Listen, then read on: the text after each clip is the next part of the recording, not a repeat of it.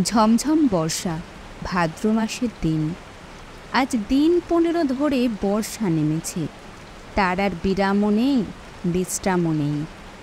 ক্ষুদিরাম ভট্টাচার্যের বাড়ি দুদিন হাঁড়ি চড়েনি। ক্ষুদিরাম সামান্য আয়ের গৃহস্থ। জমি জমার সামান্য কিছু আয় এবং 2-4 ঘর শিষ্য যজমানের বাড়ি ঘুরে ঘুরে কায়ে ক্লেশে সংসার চলে। এই ভীষণ বর্ষায় গ্রামের কত গৃহস্থের বাড়িতেই পুত্র কন্যা অনাহারে আছে। ক্ষুদিরাম তো সামান্য গৃহস্থ মাত্র। যজমান বাড়ি থেকে যে কটি ধান এনেছিল তা ফুরিয়ে গিয়েছে। ভাদ্রের শেষে আউশ ধান চাষিদের ঘরে উঠলে তবে আবার কিছু ধান ঘরে আসবে। ছেলেপুলেরা দুবেলা পেট পুড়ে খেতে পাবে। নেপাল ও গোপাল ক্ষুদিরামের 2 ছেলে। নেপালের বয়স বছর 12, গোপালের 10। কদিন থেকে পেট ভরে না খেতে পেয়ে ওরা 2 ভাইয়েই সংসারের ওপর বিরক্ত হয়ে উঠেছে। নেপাল বললে, এই গোপাল, খিদে পেয়েছে না তোর? গোপাল ছিপ চাঁচতে চাঁচতে বললে, দাদা। মাকে গিয়ে বল আমারও পেট চুঁই চুঁই করছে। মা বকে, তুমি যাও দাদা। বকুক গে, আমার নাম করে মাকে বলতে পারবি নে? এমন সময় পাড়ার শিবু বাড়ুজ্যের ছেলে চুনিকে আসতে দেখে নেপাল ডাকলে, ও চুনি, শুনে যা। চুনি বয়সে নেপালের চেয়ে বড়, অবস্থাপন্ন গৃহস্থের ছেলে, বেশ চেহারা। নেপালের ডাকে সে ওদের উঠানের বেড়ার কাছে দাঁড়িয়ে বললে, কি? আয় না ভেতরে। না, যাব না, বেলা যাচ্ছে। আমি জটি পিসিমাদের বাড়ি যাচ্ছি। মা সেখানে রয়েছে কি না ডাকতে যাচ্ছি। কেন, তোর মা এখন সেখানে যে? ওদের ডাল ভাঙতে গিয়েছে। তাল নবমীর বেদ তো আসছে এই মঙ্গলবার, ওদের বাড়ির লোকজন খাবে। সত্যি? তা জানিস না বুঝি? আমাদের বাড়ির সবাইকে নেমন্তন্ন করবে, গাঁয়েও বলবে, আমাদেরও করবে। সবাইকে যখন নেমন্তন্ন করবে তোদের কি বাদ দেবে? চুনি চলে গেলে নেপাল ছোট ভাইকে বললে, আজ কি বার রে, তা তুই জানিস? আজ শুক্রবার বোধ হয়, মঙ্গলবার নেমন্তন্ন। গোপাল বললে, কি মজা না দাদা? চুপ করে থাক, তোর বুদ্ধি শুদ্ধি নেই। তাল নবমীর বেদ তো ওই তালের বড়া করে, তুই জানিস? গোপাল সেটা জানত না, কিন্তু দাদার মুখে শুনে খুব খুশি হয়ে উঠল। সত্যি তা যদি হয় তবে সে সুখাদ্য খাবার সম্ভাবনা বহু দূরবর্তী নয়, ঘনিয়ে এসেছে কাছে। আজ কি বার সে জানে না, সামনের মঙ্গলবারে। নিশ্চয় তার আর বেশি দেরি নেই। দাদার সঙ্গে বাড়ি যাবার পথে পড়ে জটি পিসিমার বাড়ি। নেপাল বললে, তুই দাঁড়া, ওদের বাড়ি ঢুকে দেখে আসি। ওদের বাড়ি তালের দরকার হবে, যদি তাল কেনে। এ গ্রামের মধ্যে তালের গাছ নেই, মাঠে প্রকাণ্ড তাল দেখি। নেপাল সেখান থেকে তাল কুড়িয়ে এনে গায়ে বিক্রি করে। জটি পিসিমা সামনেই দাঁড়িয়ে। তিনি গ্রামের নটবর মুখুজ্জের স্ত্রী, ভালো নাম হরিমতি। গ্রাম শুদ্ধ ছেলে মেয়ে তাকে ডাকে জটি পিসিমা। পিসিমা বললেন, কি রে, তাল নেবে পিসিমা? হ্যাঁ নেব বই কি, আমাদের তো দরকার হবে মঙ্গলবার। ঠিক এই সময় দাদার পিছু পিছু গোপালও এসে দাঁড়িয়েছে। জটি পিসিমা বললেন, পেছনে কে রে গোপাল? তা সন্ধ্যাবেলা তুই ভাইয়ে গিয়েছিলি কোথায়? নেপাল সলজ্জ মুখে বলল, মাছ ধরতে। পেলি? ওই 2টো পুঁটি আর একটা ছো বেলে। তাহলে যায় পিসিমা? আচ্ছা এসো গে বাবা, সন্ধে হয়ে গেল। অন্ধকারে চলাফেরা করা ভালো নয় বর্ষাকালে। জটি পিসিমা তাল সম্বন্ধে আর কোনো আগ্রহ দেখালেন না, বা তাল নবমীর ব্রত উপলক্ষে তাদের নিমন্ত্রণ করার উল্লেখ করলেন না। যদিও দুজনেরই আশা ছিল হয়তো জটি পিসিমা তাদের দেখলেই নিমন্ত্রণ করবেন। এখন দরজার কাছে গিয়ে নেপাল আবার পেছন ফিরে জিজ্ঞেস করলে, তাল নেবেন তাহলে? তাল? তা দিয়ে যেও বাবা। কটা করে পয়সায়? 2টো করে দিচ্ছি পিসিমা। তা নেবেন আপনি 3টে করেই নেবেন। বেশ কালো হেরে তাল তো, আমাদের তালের পিঠে হবে তাল নবমীর দিন। ভালো তাল চাই। মিষ্কালো তাল পাবেন, দেখে নেবেন আপনি। গোপাল বাইরে এসেই দাদাকে বললে, কবে তাল দিবি দাদা? কাল। তুই ওদের কাছে পয়সা নিস নে দাদা। নেপাল আশ্চর্য হয়ে বললে, কেন রে? তাহলে আমাদের নেমন্তন্ন করবে, দেখিস। দূর, তা হয় না, আমি কষ্ট করে তাল কুড়োবো আর পয়সা নেব না। রাত্রে বৃষ্টি নামে, ফুফু বাদলার হাওয়া সেই সঙ্গে। পূব দিকে জানলার কপার দড়ি বাঁধা, হাওয়ায় দড়ি ছিঁড়ে সারা রাত খটখট শব্দ করে ঝড় বৃষ্টির দিনে। গোপালের ঘুম হয় না, তার যেন ভয় ভয় করে।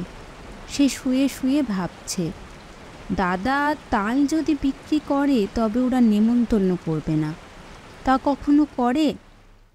খুব ভোরবেলা উঠে গোপাল দেখলে বাড়ির সবাই ঘুমিয়ে, কেউই তখন ওঠেনি।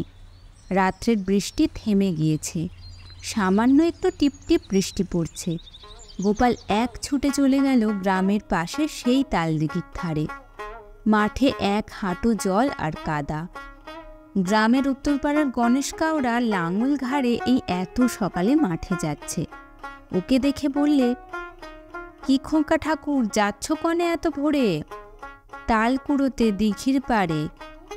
বড্ড সাপের ভয় খোকা ঠাকুর, বর্ষাকালে ওখানে যেও না একা একা। গোপাল ভয়ে ভয়ে দিঘির তাল পুকুরের তালের বনে ঢুকে তাল খুঁজতে লাগলো। বড় আর কালো কুচকুচে একটি মাত্র তাল প্রায় জলের ধারে পড়ে। সেটা কুড়িয়ে নিয়ে ফিরে আসবার পথে আরও গোটা তিনেক ছোট তাল পাওয়া গেল। ছেলে মানুষ, এত তাল বয়ে আনার সাধ্য নেই। দুটি মাত্র তাল নিয়ে সোজা একেবারে জটি পিসিমার বাড়ি হাজির। জটি পিসিমা সবে মাত্র সদর দৌড় খুলে দোরগোড়ায় জলের ধারা দিচ্ছেন। ওকে এত সকালে দেখে অবাক হয়ে বললেন, কি রে খোকা? গোপাল এক গাল হেসে বললে, তোমার জন্য তাল এনেছি পিসিমা। জটি পিসিমা আর কিছু না বলে তাল দুটো হাতে করে নিয়ে বাড়ির ভেতরে চলে গেলেন। গোপাল একবার ভাবলে, তাল নবমী কবে জিজ্ঞেস করে, কিন্তু সাহসে কুলোই না তার। সারা দিন গোপালের মন খেলাধুলোর ফাঁকে কেবলই অন্যমনস্ক হয়ে পড়ে। ঘন বর্ষার দুপুরে মুখ উঁচু করে দেখে নারকেল গাছের মাথা থেকে পাতা বেয়ে জল ঝরে পড়ছে। বাঁশঝাড় নুয়ে পড়ছে বাদলার হাওয়ায়। বকুলতলার ডোবায় কটকটে ব্যাঙের দল থেকে থেকে ডাকছে। গোপাল জিজ্ঞেস করলে, ব্যাঙগুলো আজকাল তেমন ডাকে না কেন মা? গোপালের মা বলেন, নতুন জলে ডাকে, এখন পুরনো জলে তত আমোদ নেই ওদের। আজ কি বার মা? সোমবার। কেন রে, বাড়ির খোঁজে তোর কি দরকার? মঙ্গলবারে তাল নবমী না মা? তা হয়তো হবে, কি জানি বাপু, নিজের হাড়িতে চাল জোটে না, তাল নবমীর খোঁজে কি দরকার আমার? সারাদিন কেটে গেল। নেপাল বিকেলের দিকে জিজ্ঞেস করলে, জটি পিসিমার বাড়িতে তাল দিয়েছিলি আজ সকালে? কোথায় পেলি তুই? আমি তাল দিতে গেলে পিসি বললেন, তাল? গোপাল তাল দিয়ে গেছে, পয়সা নেয়নি। কেন দিতে গেলি তুই? একটা পয়সা হলে দুজনে মুড়ি কিনে খেতাম। ওরা নেমন্তন্ন করবে দেখিস দাদা, কাল তো তাল নবমী। সে এমনি নেমন্তন্ন করবে, পয়সা নিলেও করবে, এই একটা বোকা। আচ্ছা দাদা, কাল তো মঙ্গলবার না? রাত্রে উত্তেজনায় গোপালের ঘুম হয় না। বাড়ির পাশের বড় বকুল গাছটায় জোনাকের ঝাঁক জ্বলছে। জানালা দিয়ে সেদিকে চেয়ে চেয়ে সে ভাবে, কাল সকালটা হলে হয়, কতক্ষণে যে রাত পোহাবে। জটি পিসিমা আদর করে ওকে বললেন খাওয়ানোর সময়, খোকা, কাকুরের ডাল না নিবি? মুগের ডাল বেশি করে মেখে নে। জটি পিসিমার বড় মেয়ে লাবণ্যদি একখানা থালায় গরম গরম তিলপিটুলি ভাজা এনে ওর সামনে ধরে হেসে বললে, খোকা, কখানা নিবি তিলপিটুলি? বলে লাবণ্যদি থালা খানা উপর করে তার পাতে ঢেলে দিলে। তারপর জটি পিসিমা আনলেন পায়েস আর তালের বড়া। হেসে বললেন, খোকা, তুই তাল কুড়িয়ে দিয়েছিলি তাই পায়েস হলো, খা খা, খুব খা, আজ যে তাল নবমী রে। কত কি চমৎকার ধরনের রাঁধা তরকারির গন্ধ বাতাসে, খেজুর গুড়ের পায়েসের সুগন্ধ বাতাসে।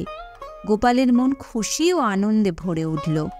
সে বসে বসে খাচ্ছে, কেবলই খাচ্ছে। সবারই খাওয়া শেষ, ও তবুও খেয়েই যাচ্ছে। লাবণ্যদি হেসে হেসে বলছে, আর নিবি তিলপিটুলি? ও গোপাল! হঠাৎ গোপাল চোখ চেয়ে দেখলে জানলার পাশে বর্ষার জলে ভেজা ঝোপঝাড়, তাদের সেই আতা গাছটা। সে শুয়ে আছে তাদের বাড়িতে। মার হাতের মৃদু ঠেলায় ঘুম ভেঙেছে। মা পাশে দাঁড়িয়ে বলছেন, ওঠ ওঠ, বেলা হয়েছে কত, মেঘ করে আছে তাই বোঝা যাচ্ছে না। বোকার মতো ফ্যালফ্যাল করে সে মায়ের মুখের দিকে চেয়ে রইল। আজ কি বার মা? মঙ্গলবার। তাও তো বটে, আজই তো তাল নবমী। ঘুমের মধ্যে ওসব কি হিচেবিচে স্বপ্ন সে দেখছিল। বেলা আরও বাড়ল। ঘন মেঘাচ্ছন্ন বর্ষার দিনে যদিও বোঝা গেল না বেলা কতটা হয়েছে। গোপাল দরজার সামনে একটা কাঠের গুঁড়ির ওপর ঠায় বসে রইল। বৃষ্টি নেই একটুও, মেঘ জমকালো আকাশ। বাদলের সজল হাওয়ায় গা শিরশির করে। গোপাল আশায় আশায় বসে রইল বটে, কিন্তু কই, পিসিমাদের বাড়ি থেকে কেউ তো নেমন্তন্ন করতে এলো না। অনেক বেলায় তাদের পাড়ার জগবন্ধু চক্রবর্তী তার ছেলে মেয়ে নিয়ে সামনের পথ দিয়ে কোথায় যেন চলেছেন। তাদের পেছনে রাখাল রায় ও তার ছেলে শানু, তার পেছনে কালীবর বাড়ুজ্যের বড় ছেলে পাঁচু আর ও পাড়ার হরেন। গোপাল ভাবলে এরা যায় কোথায়। এ দলটি চলে যাবার কিছু পরে বুড়ো নবীন ভট্টাচ আর তার ছোট ভাই দিনু সঙ্গে এক পাল ছেলে মেয়ে নিয়ে চলেছে। দিনু ভট্টাচের ছেলে কুড়োরাম ওকে দেখে বললে, ওখানে বসে কেন রে, যাবি নে? গোপাল বললে, কোথায় যাচ্ছিস তোরা? জটি পিসিমাদের বাড়ি তাল নবমীর নেমন্তন্ন খেতে। করেনি তোদের? ওরা বেছে বেছে বলেছে কি না, সবাইকে তো বলেনি। গোপাল হঠাৎ রাগে অভিমানে যেন দিশেহারা হয়ে গেল।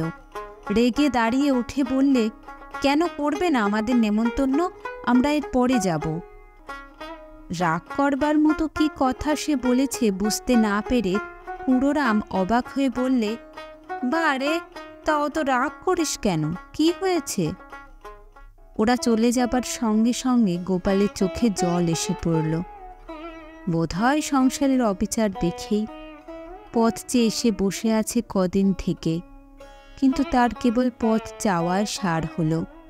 তার সজল ঝাপসা দৃষ্টির সামনে পাড়ার হাড়ো, হিতেন, দেবেন, গুটকে তাদের বাপ কাকাদের সঙ্গে একে একে তার বাড়ির সামনে দিয়ে জটি পিসিমাদের বাড়ির দিকে চলে গেল।